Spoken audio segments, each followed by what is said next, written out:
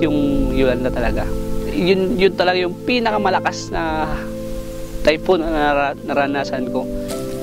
Malakas, mabangis, mapanira, para siyang isang bangungot. Malungkot dahil yung mga pagkabahay namin nawasak lahat. Yung mga nyugan namin, palayan, halos wala kami makuha. Ang hirap. Noong panahon na yon, parang isip namin yung talagang katapusan na ng buhay namin. Mahirap talaga, may kwento. Kikita mo, nahakbangan mo, patay. Halos matapakan mo yung patay dito. Matutulog ka dito, may patay. Matakot ka pa man, anong magagawa mo, naandyan yung patay na yan. Hinahakbangan, baliwala na lang. Kung may man matitira, pinili na lang ng Panginoon yun. Siyempre po, pagka po pinag-usapan ng daluyong na dumating sa atin sa panahon ng Yolanda, nakakapanlumo, marami po tayong kababayan ang nasalanta at malaki pong kawalan sa ating pong buong bansa.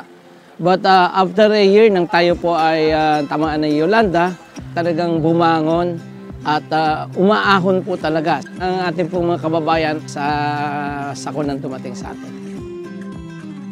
So luckily may mga NGO, may mga NGO na tumutulong, nagbibigay ng mga relief goods para may ipakain doon sa mga nasalanta talaga ni Yolanda. So maraming mga tumutulong doon. Tumulong dito lalo na sa pag-clear ng daan para maipadala lang dito yung mga goods na kailangan i-supply sa mga tao. Pagkain, damit, o ganyan, mga kumot or tubig na necessary sa after the typhoon. So siyempre pagkatapos ng ating immediate support, relief, the next important aspect is the rehabilitation. We know that the challenge is too huge. Government alone cannot do it on its own. Hindi natin kaya na makarespond dito. Kaya nakita natin na kailangan makasama natin sa inisyatibang ito ang ating mga kababayan. So, hindi lang kababayan ng mga Pilipino, kundi pati yung tagalabas. Everybody wants to help.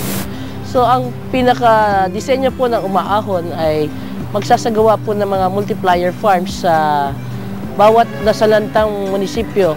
Bibili po tayo ng mga quality seeds o quality livestock breeders na siya pong pagmumulat ng mga pamibigay nating mga hayop at binhi sa ating mga magsasaka sa Region 8.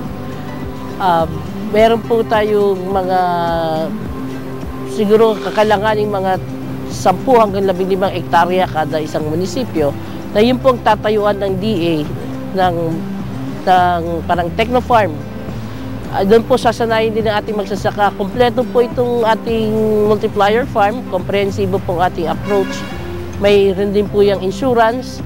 At yung pati po yung mga galaga sa multiplier farm ay ating sasanayin at papaswelduhan sa loob ng 2 taon.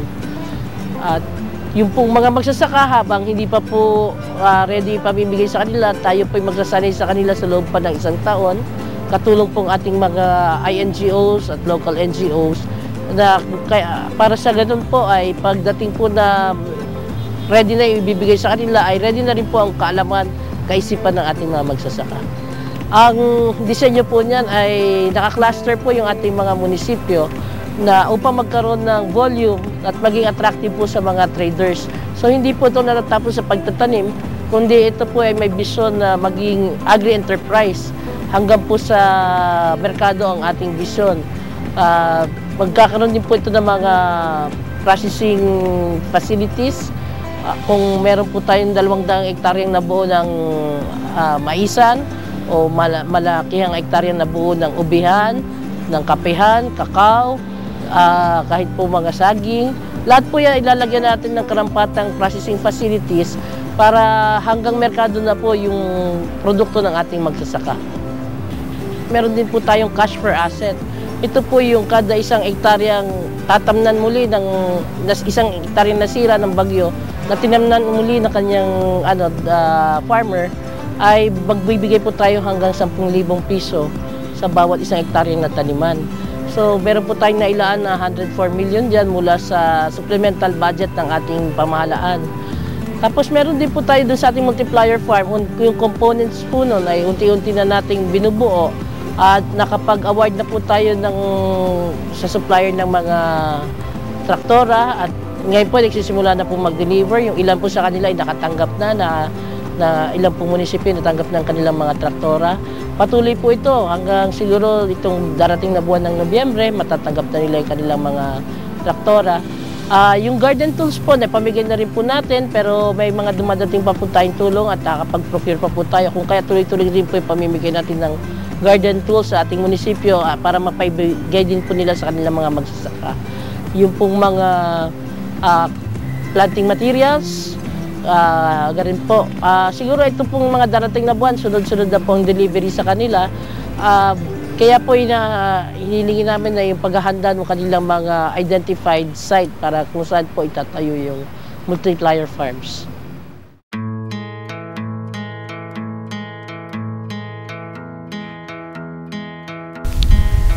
Kami po sa PCA, yung una pong ginagawa namin, ito tinatawag natin na coconut timber utilization and disposal. So hanggang sa ngayon po, isa pa rin yan sa pinapatuloy natin na ginagawa. So kaya nga nakikita natin sa likod yung mga coconut lumber.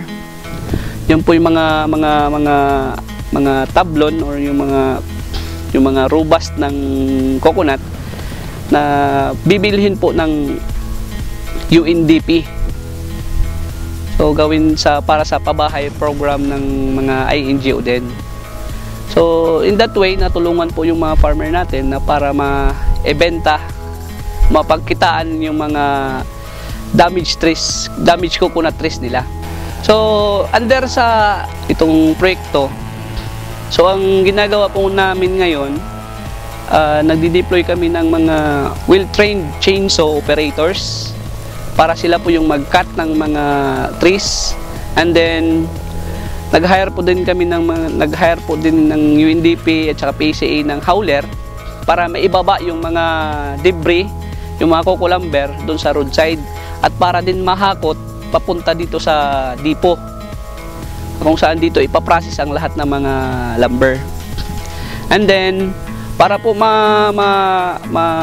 mabilis yung paglinis dun sa area, nag-hire po tayo ng 80 cash for work, 80 people na magtatrabaho, maglilinis doon sa area, including na yung pag-hauling doon sa yung mga timber, coconut lumber, at saka yung sa mga na-chop-chop na mga puno para malinis yung area ng isang coconut farmers na nagbenta ng coconut trees nila para sa UNDP.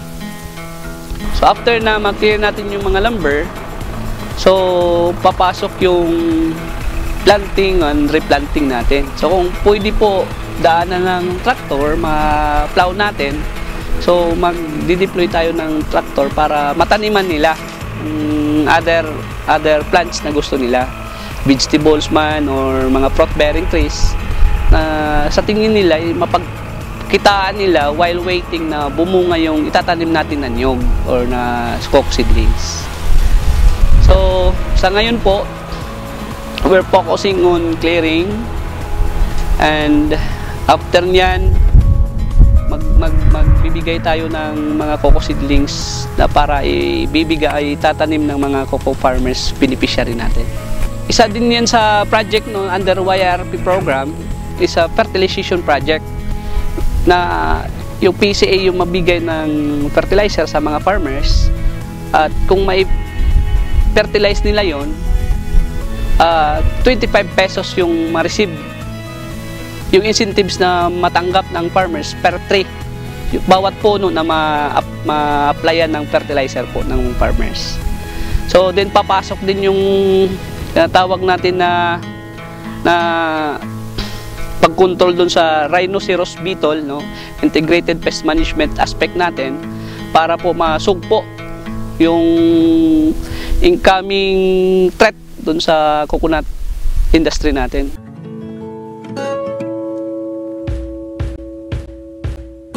So siyempre, pagkatapos ng ating immediate support, we tap the private sector so that they are able to contribute also in this relief effort, rehabilitation effort.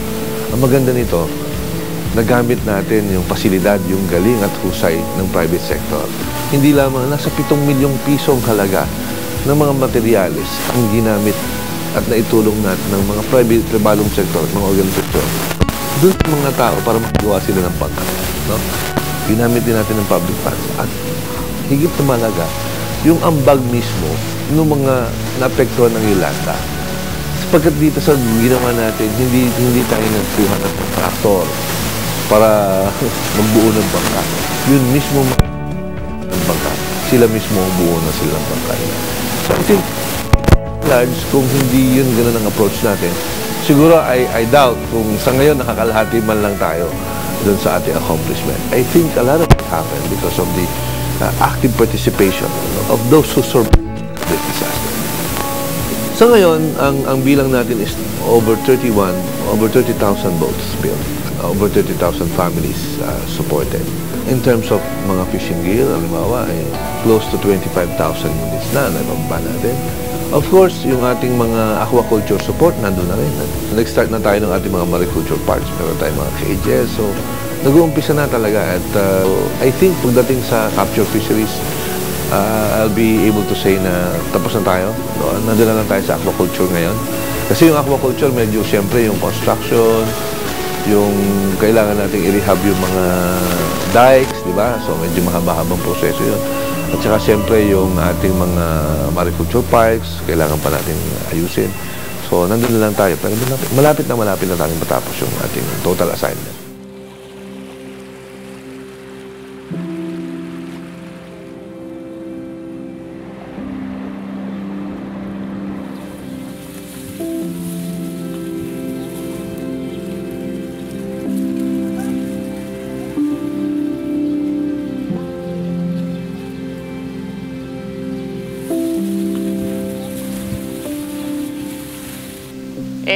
Malaki yung impact sa pagtulong ng iba't ibang NGO po, lalo na't yung DA na sila ang nag-facilitate na mabigyan po ang ating mga farmers dito sa mga Yolanda survivor po. Hindi lang dito sa Lang-Alang, kundi sa buong Leyte po na nasira din sa Yolanda.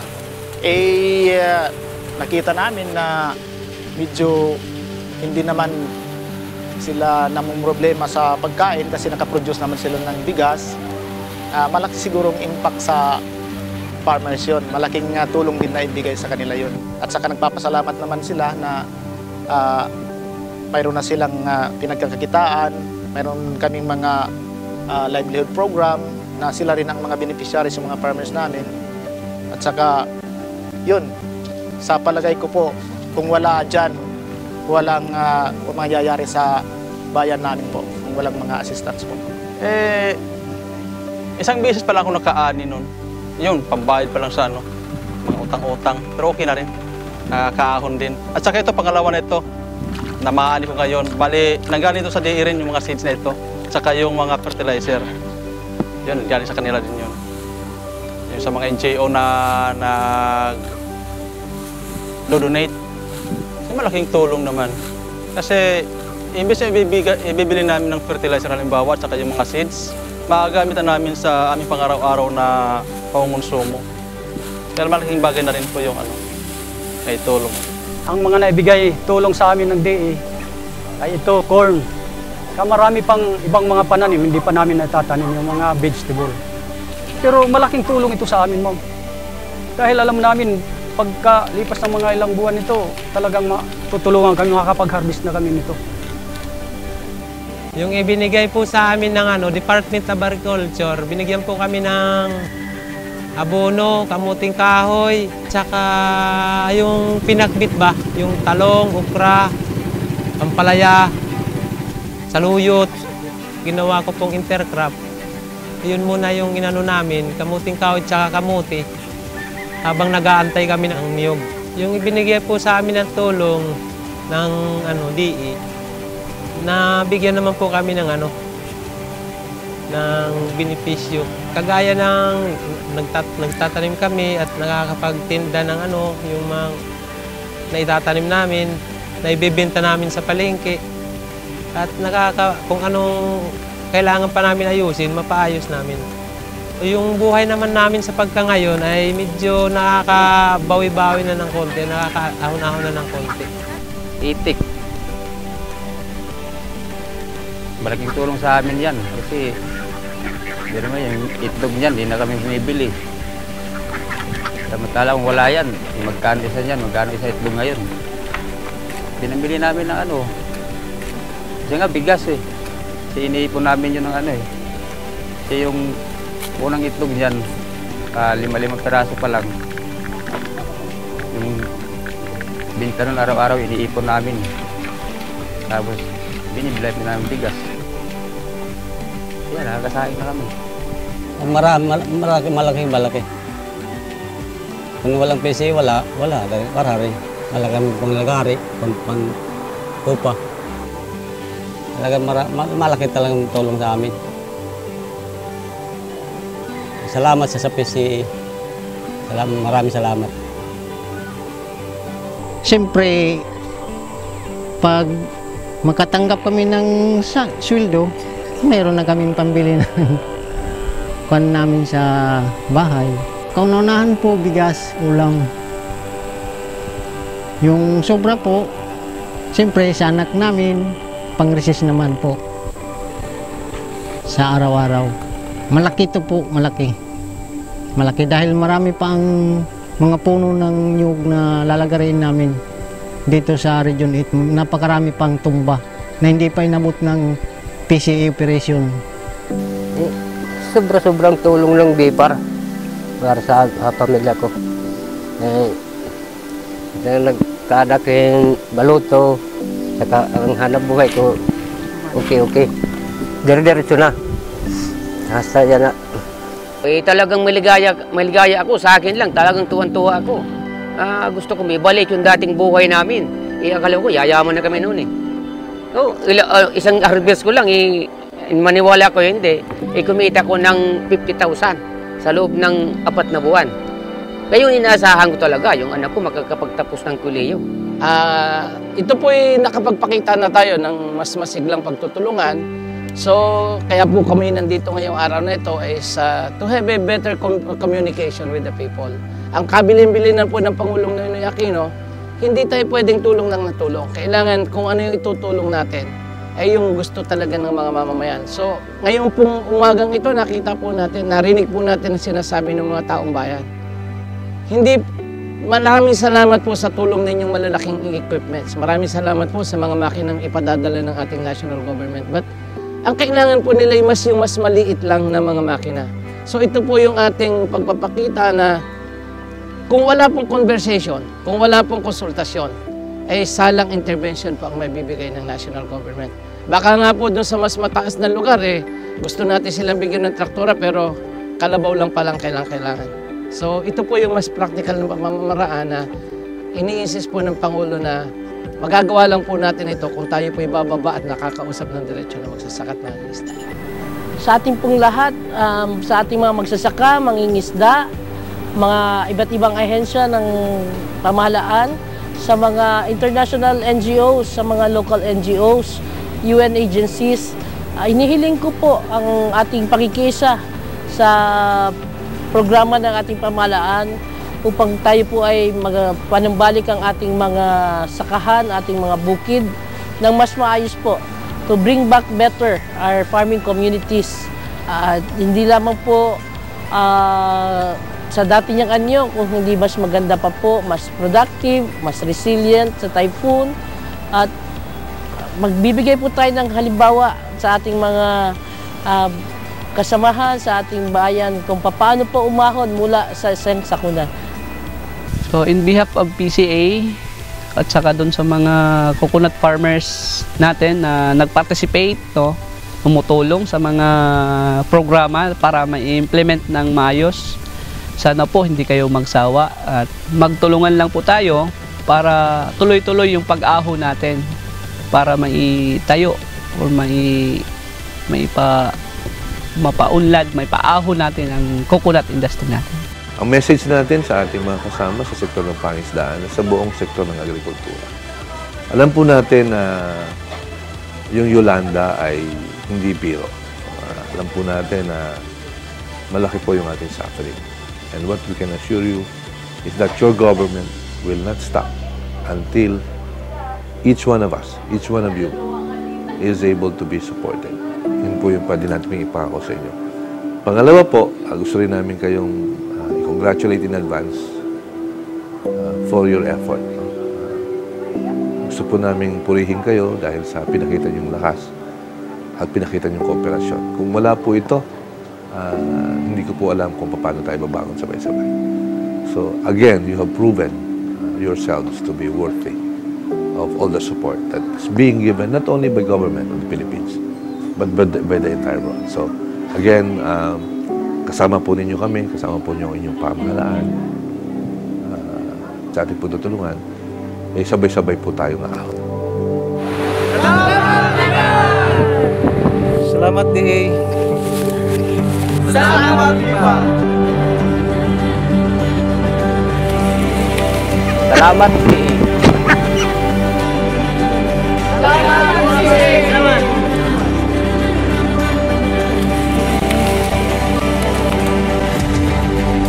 Salamat, DA.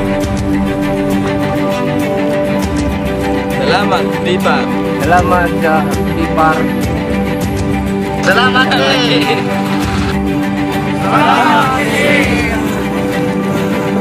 Salamat, Pipar. Salamat, Pipar. Salamat, DA. Salamat, Pipar. Salamat, Pipar. Ha? Salamat na.